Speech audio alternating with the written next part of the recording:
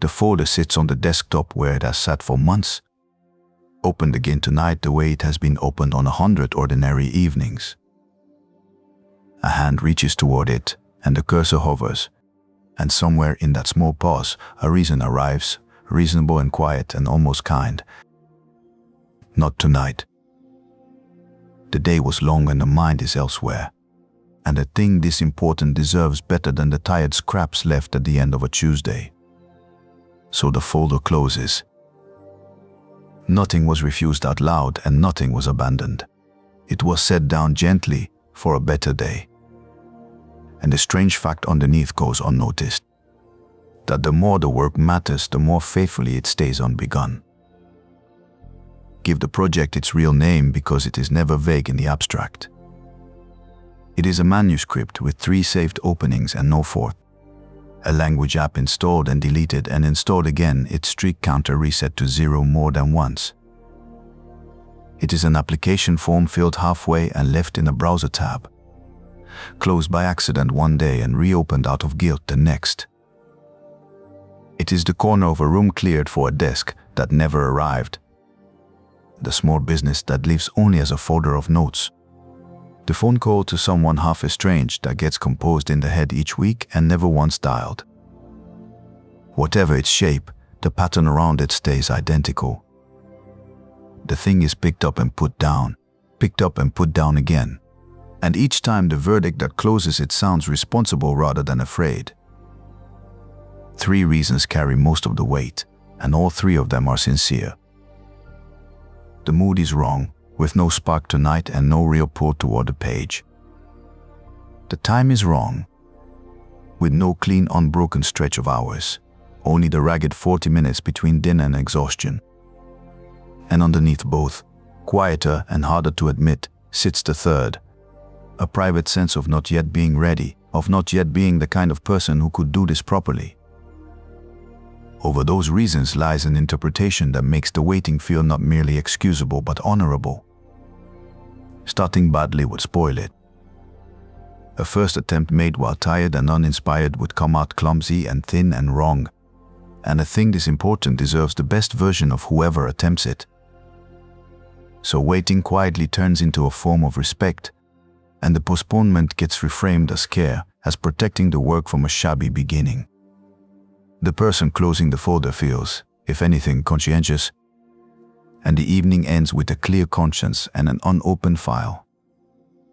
2 different things are tangled together in that moment, and nearly everything ahead depends on pulling them apart.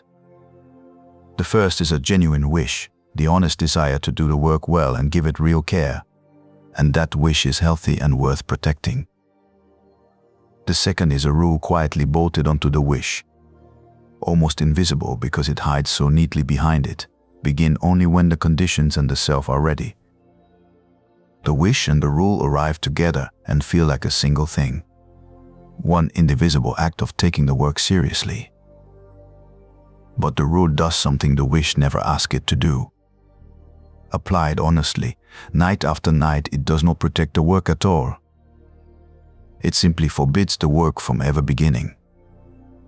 Sit at the desk in the actual half-minute before the folder closes and watch the sequence run, because it runs the same way almost every single time. The mind's first move is to picture the finished thing at its very best. The chapter is already written and published and admired. The conversation in the new language is already fluent and effortless. The shop is already open, already warm, already full of people. The render is vivid and complete and quietly flattering. The destination seen from high in the air with none of the long road showing. Then comes the second move, in which the mind measures the self available tonight against that gleaming render. And tonight's self is, as it always is, ordinary. Tired from the day, distracted, short on hours, carrying no particular inspiration. A gap opens between the shining finished thing and the plain person sitting in the chair. Every living project has such a gap. It is nothing more than the ordinary distance between a start and a goal. The third move is where the real trouble gets manufactured. The mind reads that gap not as distance to be crossed, but as evidence, as proof that anything made tonight by this depleted person would fall so far short of the render that making it would be worse than making nothing. A poor first attempt is quietly recast as a kind of damage, a smudge on the pure imagined version. And so the fourth move follows almost without notice. The task is handed forward to a future self, a better self, rested and clear and inspired and finally ready, who will do the thing justice when the right time comes. That future self is the quiet lie folded into the sequence. The mind pictures it as a categorically different person, more capable and more composed, when it is in plain fact the same person on a day not yet tested. Tomorrow's writer will also be tired by evening. Next week's self will also carry a ragged schedule and no guaranteed spark. The rested, inspired figure who is always about to arrive is a character in a story, not a weather forecast. And the handoff never quite feels like a decision, which is exactly what allows it to repeat. Choosing not to start would demand a reason and a small moment of honesty. Merely deferring asks for neither. So the same non-decision gets made again tomorrow and the day after, without ever once being noticed as a choice. Two structural facts complete the machine, and each one turns the rule from merely mistaken into unworkable. The first is that readiness, as this rule defines it, is made entirely of weather. Mood, energy, inspiration, the private sense of being in the right frame of mind. None of those answer to command, and none arrive on a schedule a person can set in advance. A start condition on the right mood is a start condition on chance, left waiting for a sky to clear that has no more reason to clear tonight than never. The second fact is crueler than the first. Deferral compounds. Each postponement quietly lifts the bar a little higher, because the longer a thing waits, the more it seems it must be worth to justify all the waiting it has already cost. So the imagined beginning grows heavier and more perfect with every week it stays unbegun. The gap does not sit still and wait to be crossed. It widens steadily by being avoided. Set against all that machinery is a single feeling the whole system quietly depends on: that waiting is free. The project in storage seems simply to wait, unharmed and patient, costing nothing at all until the day it is finally taken up. The meter, the feeling insists, is switched off.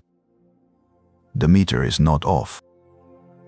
Waiting runs a real bill, and its charges arrive quietly, in installments, across every week the folder stays closed. The first charge is decay. A project does not keep well in storage. A skill left unbuilt does not build itself in the dark. It simply stays unbuilt, and the strength that would have formed never forms.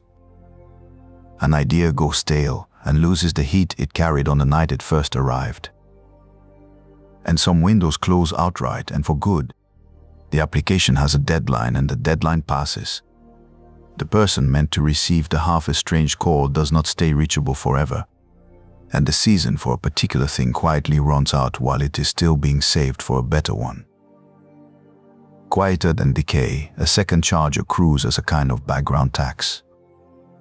An unstarted project does not sit silently in a drawer. It hums. It levies a small daily fee of low-grade dread, a faint pressure at the edge of every evening, remembered and pushed down and then remembered again. Over enough weeks that fee compounds into something genuinely heavy, until the guilt of the undone weighs far more than a rough first session ever could have.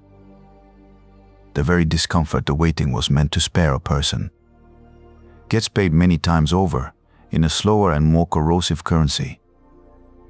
The strangest charge of all wears the costume of progress. A person who is going to write the book slowly becomes someone whose whole identity is being the one who will. The intention itself begins to feed on not yet doing. Describing the project, planning it, telling a friend about it warmly over dinner, Each of these delivers a small taste of the satisfaction that only the real work was meant to provide. And so the appetite that ought to drive the writing gets fed by talking about the writing instead. The intention slowly eats the very act it was meant to begin. Deeper still runs a charge that is almost never seen. A project never begun receives no correction. Nothing made is ever tested against reality. So the imagined perfect version stays perfect, and for that very reason stays imaginary. A first real page would be worse than the dream and far better than the nothing. And most important of all, it would talk back. It would show what actually works and what does not, where the idea runs stronger than expected and where it turns out thinner. That correction is the only road there is from an imagined project to a real one. Withheld, the fantasy stays flawless and untouched, admired and never built, which is precisely the fragile condition the waiting was protecting. And there is one last charge, subtler than the rest and paid in trust. Every project left unbegun teaches the mind a small lesson about itself, that its intentions do not reliably become actions, that its own word to itself is not quite good for anything. Repeated across enough abandoned starts, that lesson hardens into a quiet, corrosive self-distrust, so that the next intention is believed a little less even as it is spoken. A person can lose faith in their own promises one unopened folder at a time. Set the charges side by side now. Decay, the daily tax, the intention feeding on itself, the correction that never comes, and the slow erosion of self-trust. Added together, the arithmetic simply inverts. The bad first session was never the expensive option. It was the cheap one all along, and the choice that felt like careful thrift was quietly the most costly thing on the table. All of that pushes hard toward a single conclusion. Start everything, now, always. And that conclusion has to be resisted, because it is not true. And the argument earns nothing if it refuses to say where it breaks. Some waiting is not avoidance. Some waiting is precisely, unglamorously right. There are projects that genuinely require a resource not yet in hand. Gutting a kitchen down to the studs with no money to rebuild it is not readiness heroically overcome, it is recklessness. And it leaves a family cooking on a hot plate for a year. Some undertakings need a specific skill that can be named and does not yet exist, a license not yet earned, a diagnosis not yet made. In those cases, the missing thing is real and external, and beginning blind would not be courage. It would only be damage. Consider a second case, gentler and just as legitimate. A couple wants a child and the timing is genuinely wrong. The income unsteady, the housing temporary, one of them far from well. Waiting there is not fear dressed up as prudence.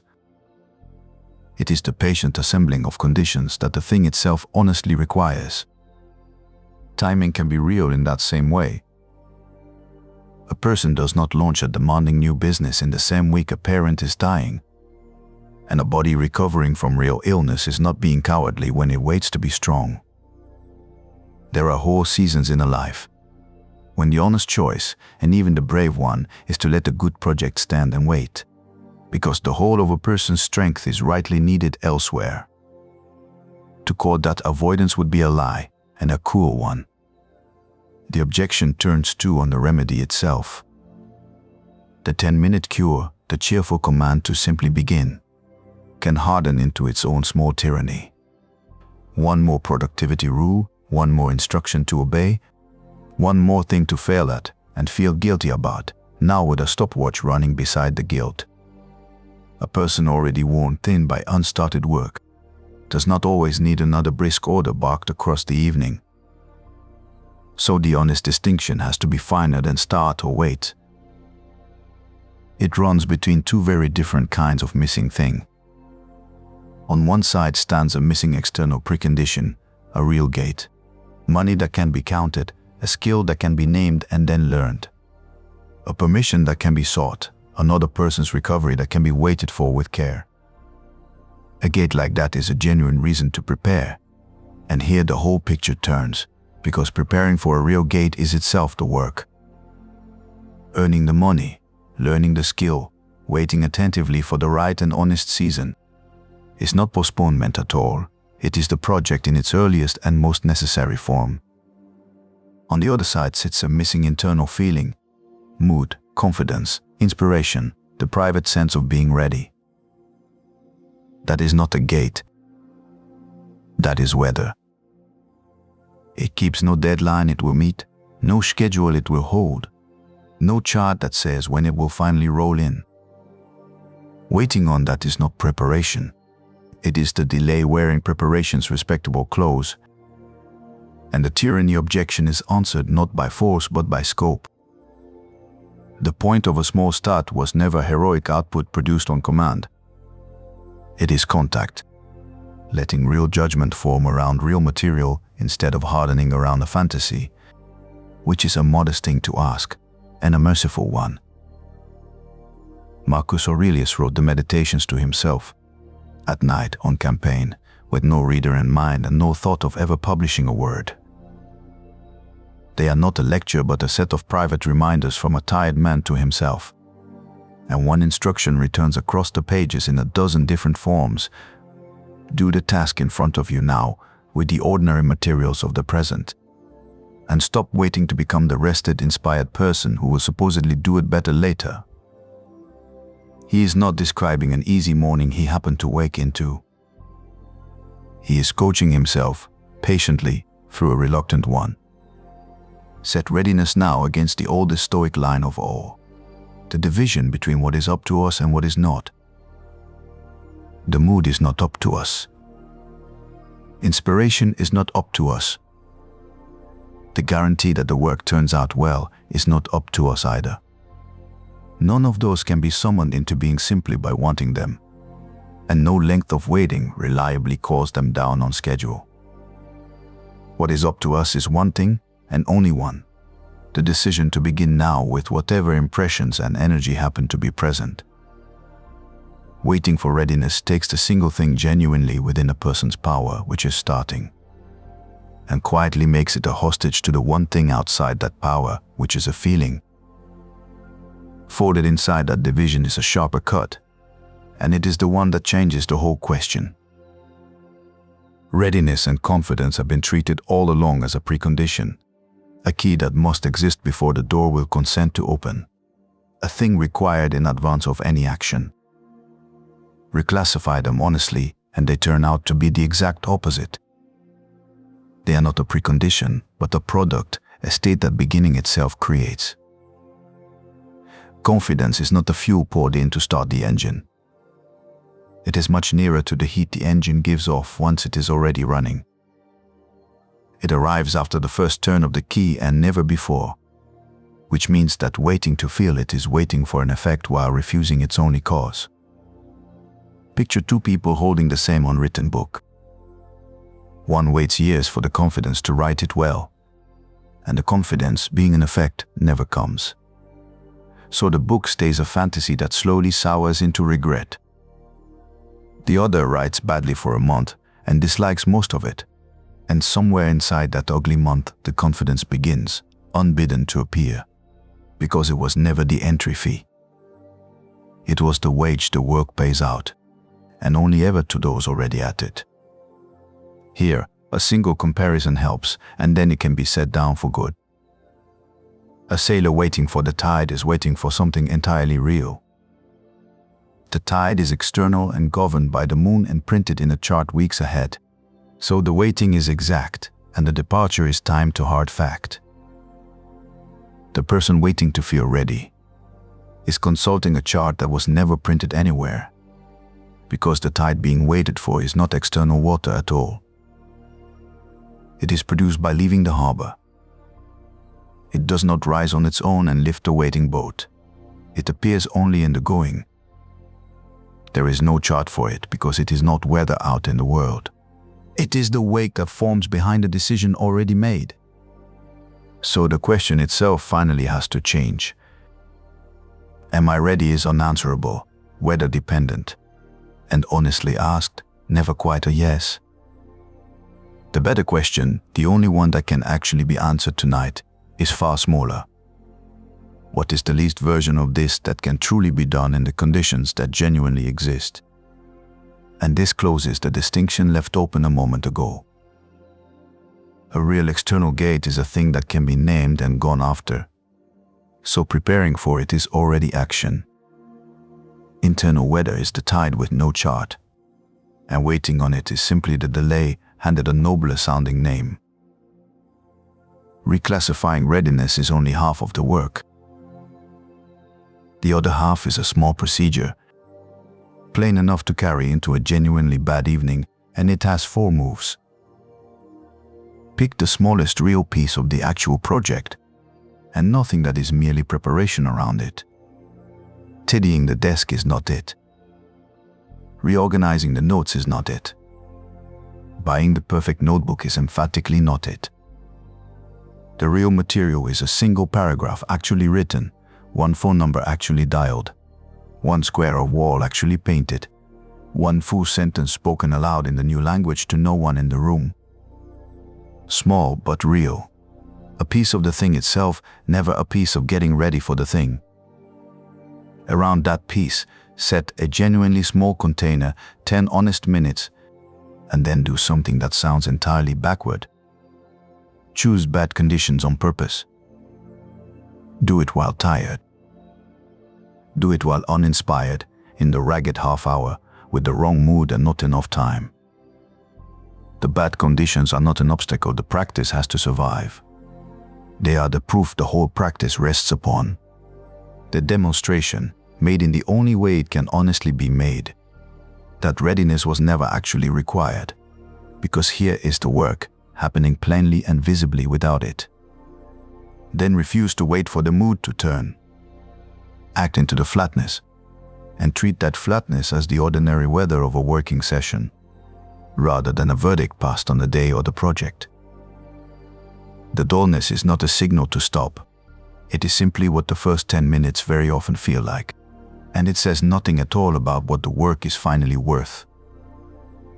Last of the 4, and hardest to obey, stop on time, even when it is at last going well, and especially then.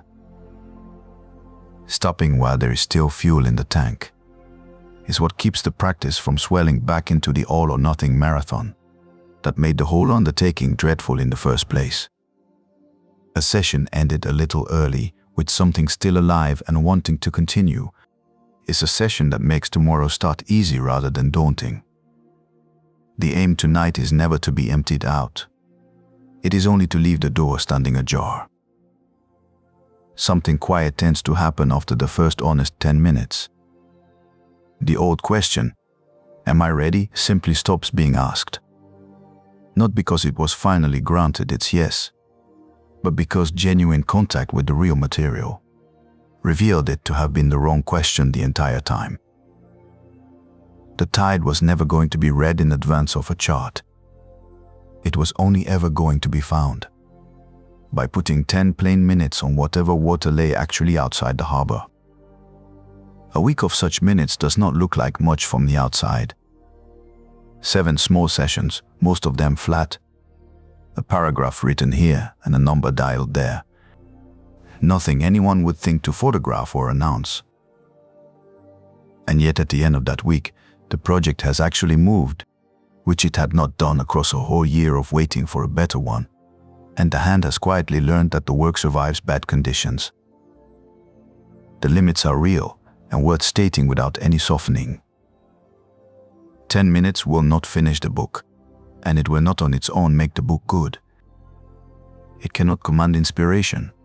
Some days the 10 minutes stay 10 dull minutes, and that is still the entire point, because what steadily accrues is contact, not brilliance. It does not repeal the real external gates named before, where a genuine precondition is truly missing. The 10 minutes go toward acquiring it, not toward pretending it is already in hand. And it offers no verdict on whether the project was ever worth doing at all. It guarantees only the one thing that waiting can never supply: contact with the real material. the sole road by which an imagined project becomes an actual one, and the only ground on which confidence slowly and quietly begins to form. The folder sits on the desktop again on another entirely ordinary evening, with the same wrong mood and the same tired mind. What has changed is not the conditions. The conditions are as imperfect as they have always been. What has changed is the question that opens the folder. It is no longer "Am I ready to do this justice?" a question with no honest answer and no reachable yes. It is smaller now and answerable. What is the 10-minute version of this that could be done now badly, and then set down again on time? Readiness was never going to arrive first. It forms, when it forms at all, after the first imperfect session and never before it. The project saved for a better day was quietly being saved from the one thing that could ever have made it real. And the better day turns out not to be.